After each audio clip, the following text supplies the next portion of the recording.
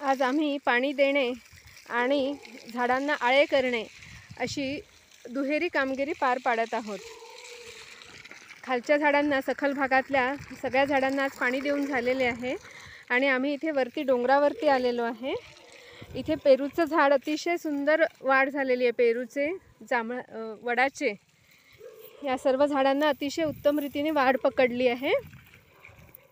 आता फक्त आपण इथे येऊन त्यांना सेवा देणे एवढंच एक काम बाकी आहे.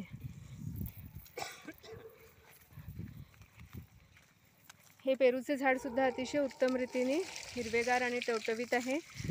भेंडेकर सर, गुल्हाने सर यांची कंबाईन मेहनत याच्या मागे आहे.